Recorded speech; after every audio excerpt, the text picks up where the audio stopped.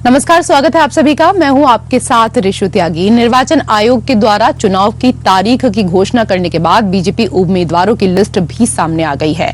List के सामने आते ही टिकट कटने से नाराज विधायकों ने बीजेपी के खिलाफ मोर्चा खोल दिया है। टिकट गंवाने वालों ने बीजेपी को अपने बगावती तेवर दिखाए। साथ ही एक बार फिर बीजेपी में बगावत का दौर शुरू हो गया है। टिकट गंवाने वालों के सख्त तेवर देखने को मिल रहे हैं। कहा जा रहा है कि राजस्थान में पहली लिस्ट में वसुंधरा राजे के समर्थकों को तवज्जो नहीं मिली। इससे नाराज होकर राजे समर्थकों ने बगावती तेवर दिखाने शुरू कर दिए हैं।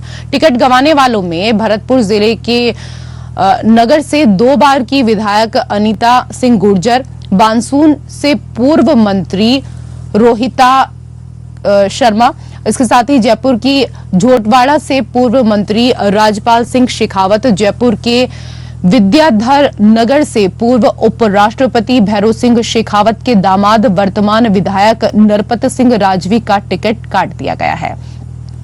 झोटवाड़ा विधानसभा क्षेत्र में सक्रिय होकर सामाजिक सरोकार के कार्य कर रहे आशु सिंह सुरपुरा को भी बीजेपी से टिकट न मिलने से समर्थकों ने नाराजगी जताई है। कुछ ने साफ शब्दों में कहा कि वसुंधरा राजे का समर्थक होने के कारण उनका टिकट काट दिया गया। वहीं बीजेपी ने जयपुर की झोटवाड़ा विधानसभा सीट से जयपुर ग्रामीण सांसद कर्नल राज्यवर्धन सिंह राठौड़ को प्रत्याशी घोषित किया है। इस बार भारतीय जनता पार्टी ने पूर्व मंत्री राजपाल सिंह शेखावत का टिकट काटकर जयपुर ग्रामीण सांसद कर्नल राज्यवर्धन सिंह राठौड़ पर बड़ा दांव खेला है।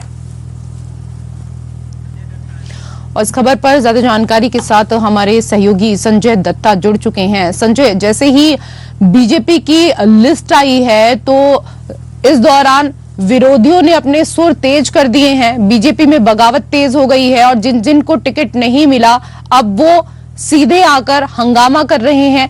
क्या कुछ लोग वहां पर कह रहे हैं? कौन कौन से ऐसे विधायक हैं जो नाराज नजर आ रहे हैं?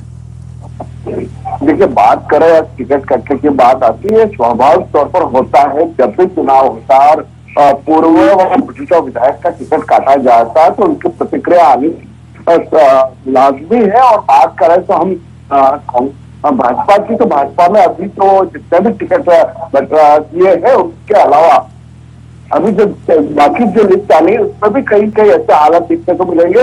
और खास करके कई पूर्व विधायकों ने तो यहाँ तक कहा है कि उनको वसुंधरा राजे सिंधिया के गुट का होने का परिणाम यह मिला है कि उनके टिकट काट दिए गए। और उसके अलावा बात करें तो भाजपा भी चाहती है कि इस बार राजस्थान में सरकार बने तो ऐसे चेहरे को सामने लाए जिनका पर दाव खेला जाए तो जीत सुनिश्चित हो सके और सरकार बना सके।